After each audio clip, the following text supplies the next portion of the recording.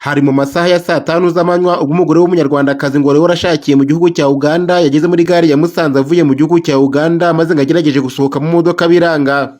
Ubwo twaganiraga n'abari bahari babonye uko byagenze, bavuze ko mu makuru bumvise ngo bishoboka ko ari imyuka mibi umugabo we w'umugande bari barashakanye yamwoherereje, dore ko ngo uyu mugore yaraturutse umugabo we kubera ko batari babanye neza. Abaturage twaganiriye tubasanze muri gare ya Musanze aho ibi byabereye, dore ko babidutangarije. Baraduhamagaye bati umugore yanze kuva ku ntebe yamatanye n'intebe. None tuza turi kwirukanka twese ababose uri kubona ababose baje bari kwiruka aricyo kibazo baje bose bahurijwe n'umubyeyi mugenzi wacu wafatanye n'intebe.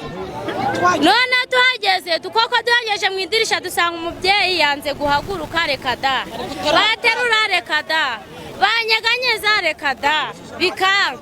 None tubajije amakuru twumva ko umugabo we ari we wamukubitaga akamuhohotera, mbese ibintu akamukubita ngo aragiye no kumwica. Ni umunyarwanda avuye i Buganda atorotse arihungira mu gihugu cyabo.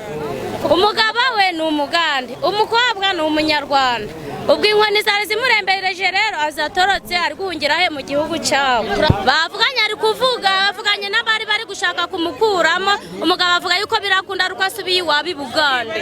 Mageze ari mu modoka bavuga ko n'abagabo 100 batamuterura, cyokora nanjye sanze ari byo uvuga ngo ameze nk'uwikoreye beto naira ntebe ntiwayikuraho, nubwo mwaba abagabo 20 ntago mwamuvanamo biranga. Mu bigaragara umugabo ngo ni ibintu byamuteye biratuma atayivamo, kandi uwo mugore nawe yahukanye ngo yarafashwe nabi n'umugabo. Nyine nabonye uwo mugore bari kumukura mu modoka biranga, yanga kuvamo, baraterura biranga. Ngenye yagera nasanze bari kumukura mu modoka ariko bitari kwemera, bagaterura umugore agafata imodoka ariko agakomeza n'imbaraga nyinshi bigaragara ko adashobora gusohoka. Ubwo nyine yari yahukanye ngo umugabo bari babanye nabi, yaramugize imbata yaho, yaje gutyo yarafite igikapu mu ntoki, agakapu gatoya katarimo n'ibintu, katarimo n'imizigo, ariko nyine yari yaramufashe nabi. Wagize amahirwe yo gusohoka mu Rwanda, ageze mu Rwanda ikosa yakoze nuko amuhamagaye akamubwira ngo nge nigereyeyo mu Rwanda, ageze mu gihugu cyane. Umugabo we mu bigaragara niwe wabimuterereje. Ibi byatumye tuvugana n'umuvugizi wa polisi mu ntara y'Amajyaruguru, Superintendent of Police Jean Bosco Mwiseneza, avuga ko uyu mubyeyi yaravuye mu gihugu cya Uganda koko maze ageze muri gare ya Musanze atinda guhaguruka mu modoka, hanyuma ngo abantu bahita bibwira ko hari ibibazo afite maze barahurura.